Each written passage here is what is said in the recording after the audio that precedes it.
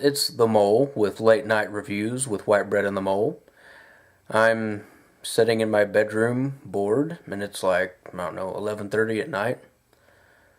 And I just found a movie on Netflix called Creep. I know absolutely nothing about it other than it's a horror movie. And it has a three and a half, yeah, a 3.5 star ranking on Netflix, which bodes well. So I'm going to go ahead and do a quick reaction and review for it just because, well, I have nothing better to do. So, yeah. About 5 minutes in, and it is a found footage type movie. It's all handheld, looks like. Which, to me, could either mean two things. It could be amazing, or it could be a complete dumpster fire.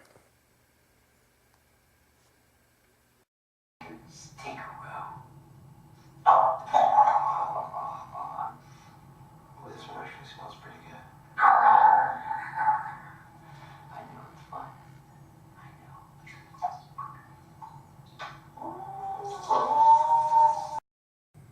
Oh, you like the fire? What? Just stay here. Who wants the fire? You and me. Well, this dude acts nuts really well. I'll give him that. So far, this movie is actually doing very well at portraying the found footage genre. See, usually with found footage, it's a bunch of teenagers out in the woods and they're just filming things because, well, simply to be filming everything. Found footage, they just like the style of found footage. This one, there's a pretty solid reason why the guy is filming everything. So it makes it feel more organic and it makes a lot more sense. The acting has been pretty good. The main character who's being filmed most of the time, he's quite bizarre, and he pays the cameraman to film him because he has like some kind of disease that's killing him, and he's making a video for his family, his son particularly, and so that's very viable, unlike some tropes in most found footage movies. And it has a real creepy vibe because this dude is messed up in the head.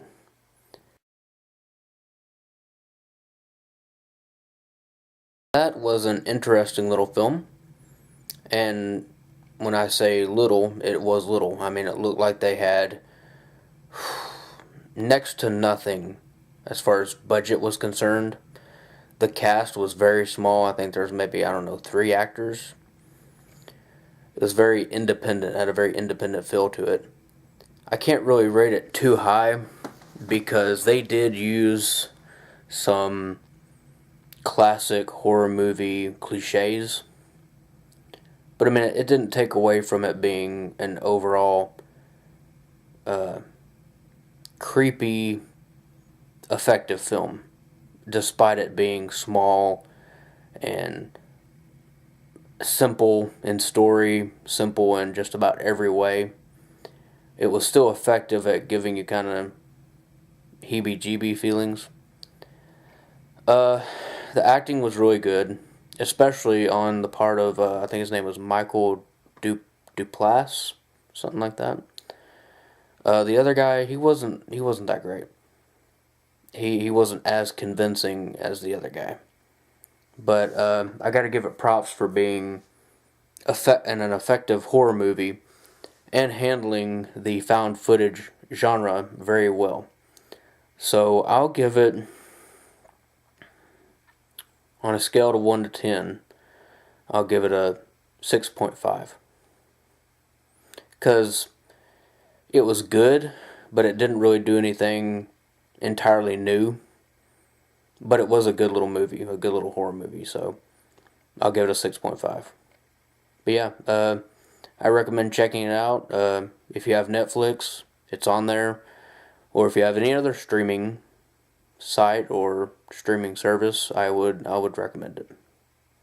Especially if you have nothing to do and you just feel like watching a horror movie.